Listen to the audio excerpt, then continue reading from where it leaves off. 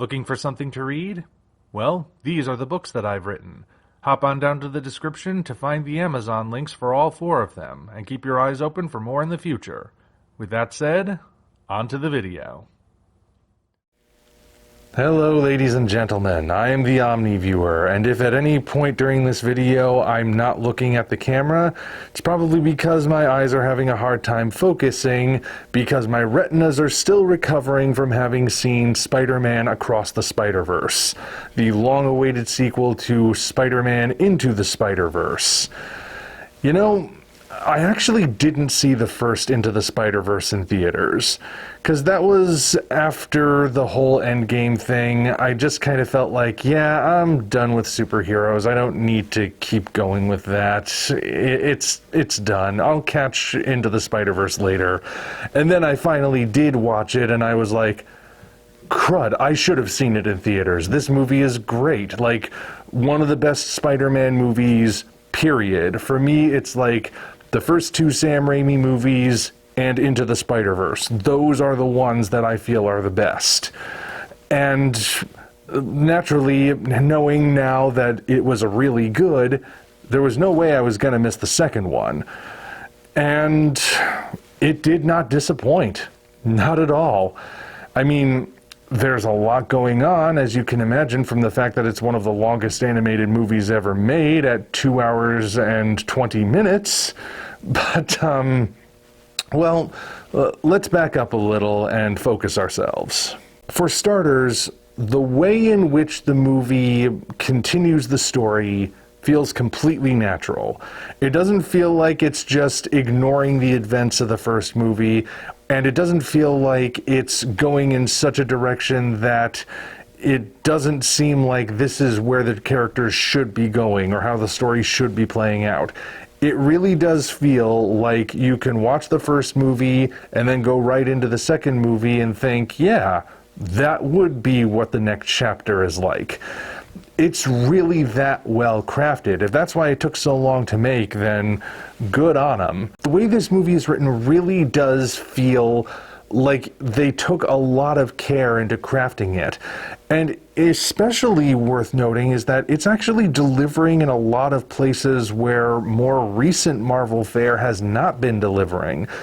Like, you know, the major problem with more recent MCU films that people have been saying about how it feels like the humor undercuts the drama and the drama itself feels forced and the characters don't feel like they're behaving realistically and things like that? I can't really think of any such problems in this film. Yes, there are bits of comedy, and they're not necessarily like laugh out loud, that is so hilarious kinds of comedy, but there are comedic moments, and some of them, yes, do occur at dramatic points. But the curious thing is that they don't feel like they exist in opposition to the drama. It feels like it stems naturally, like, yeah, Peter Parker would say that in this particular scenario, or yeah, this particular character would be acting that kind of goofy. It's not the sort of thing where it feels like a disruption. It feels natural, but there's also not that much of it. This is a very dramatic film.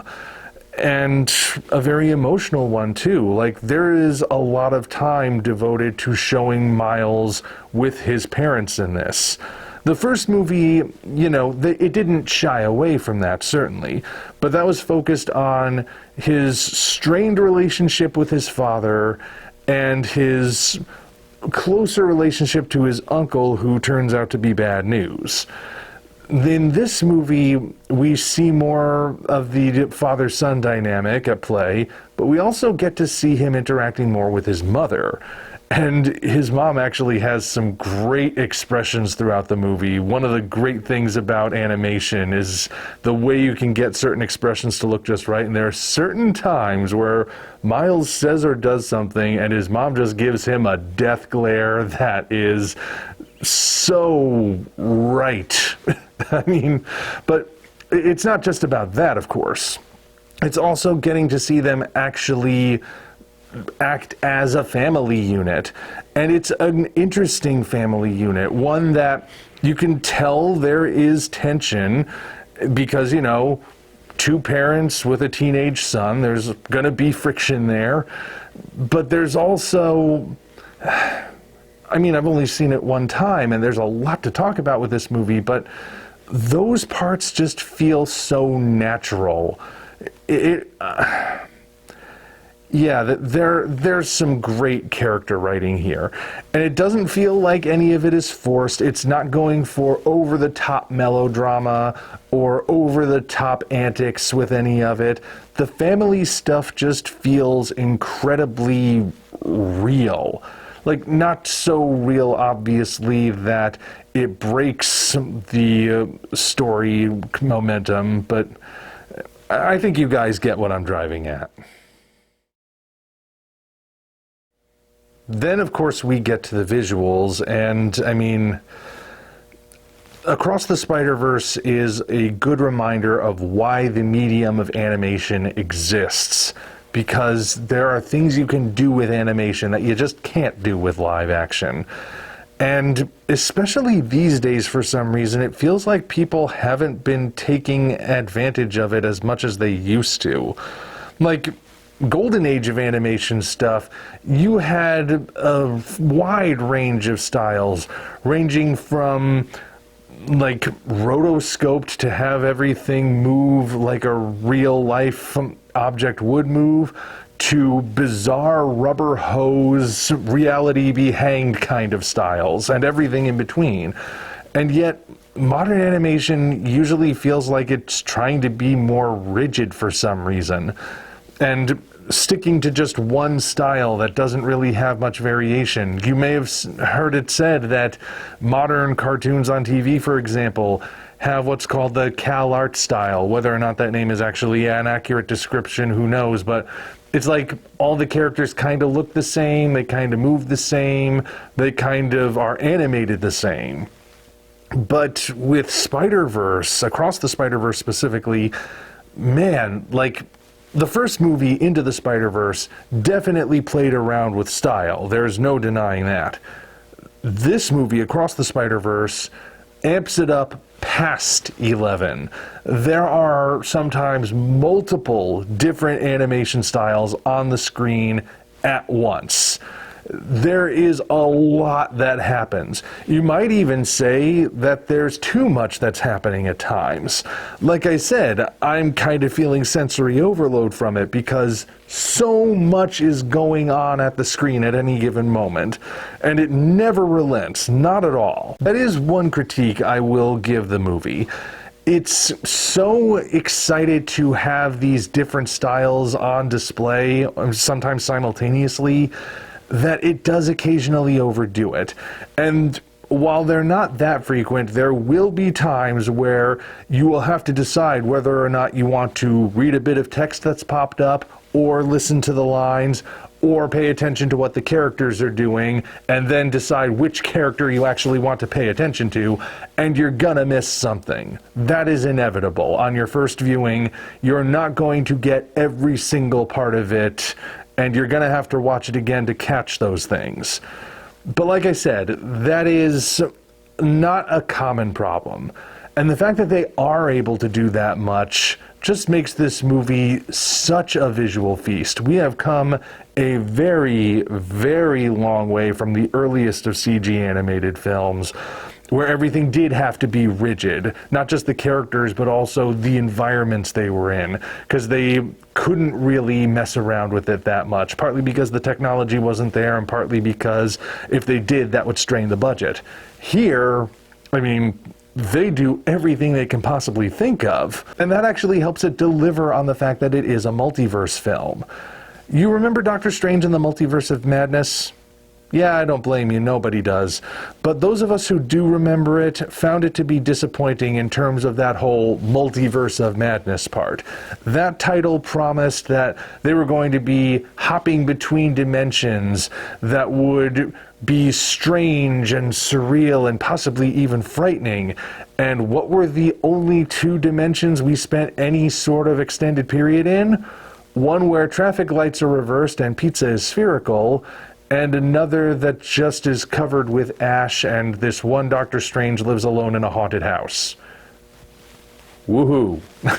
We get like a brief montage of Strange and America Chavez passing through multiple dimensions before landing in the one where pizza balls exist. But, I mean, that was so brief that it felt more like it was taunting us with what we could have been getting but weren't getting. Here, though, just the fact that you can bring in multiple characters in different animation styles and have them all existing in the same scene, so you can have a character who looks like he stepped out of the 60s cartoon, a character who's very nearly photorealistic, a character who looks like he came from an 80s comic or a 90s comic, or a character who looks like he stepped out of one of the many animated series or one of the video games. I mean, that alone tells us more about what the multiverse is like than anything the Doctor Strange sequel did. So, again, that is really impressive. They definitely deserve all kinds of props for that. It's building off of what was in the first movie, of course, but like I said, they really crank it up in this one. There are, of course, a bunch of new characters, as well as returning ones, though unfortunately not everyone is back. If you were a big fan of the B-Team from Into the Spider-Verse like I was, that being the trio consisting of Spider-Noir, Spider-Ham, and Penny with the Spider-Mech, well, you might be just a little bit disappointed because they're not really in this. To be specific, Penny's there for like 5 seconds at the most. In a completely different style, by the way. Spider-Ham's one line about how you don't always get to save everyone is recycled towards the end, and without giving anything away, the final shot does set up that both of them, as well as Spider-Noir, will be back for the third movie. But beyond that, they are not in this. So if you were really attached to them, you might feel a twinge of disappointment. But their absence doesn't really detract from the movie. The new characters we get, especially like Spider-Man 2099 and the Indian Spider-Man and Spider-Punk, I mean, they make up for it.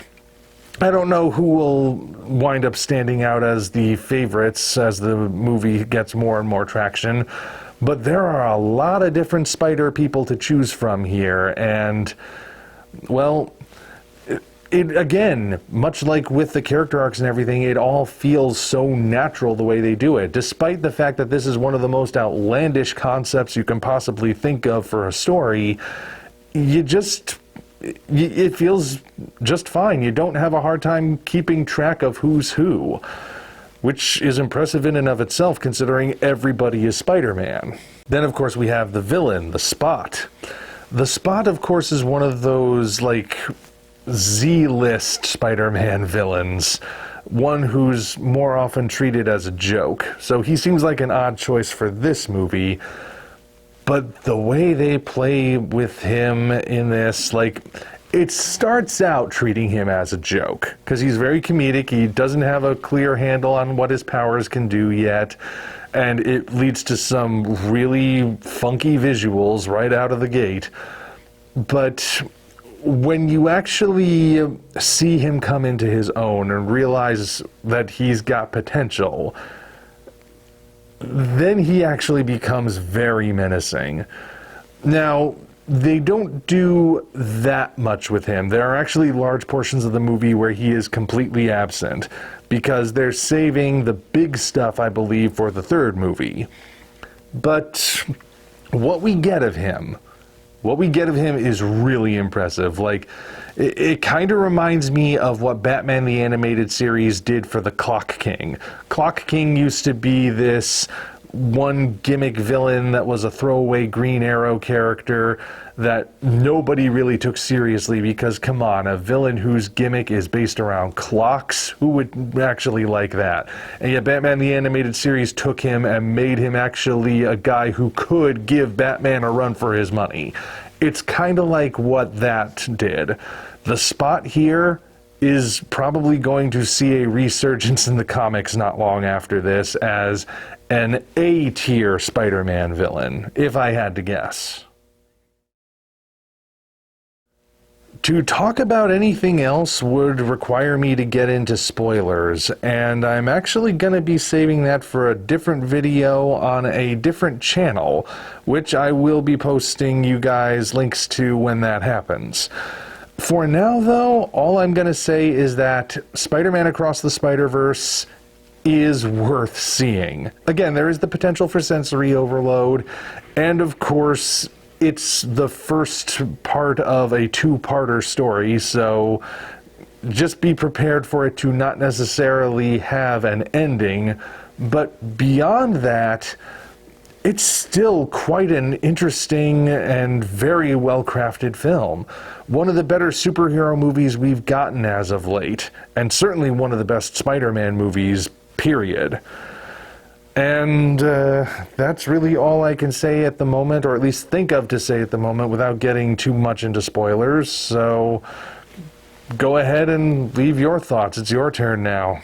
And I've got to go rest my eyes.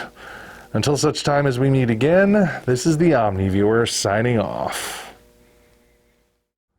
Thank you all for watching. If you want to see us keep doing what we're doing, you might consider doing all the usual YouTube things, as well as hopping down to the description to find links to DeviantArt, Patreon, Twitter, and links for the different books in the Tales from the Omnivault universe. Your support is naturally appreciated. Thank you for watching, and we'll see you next time.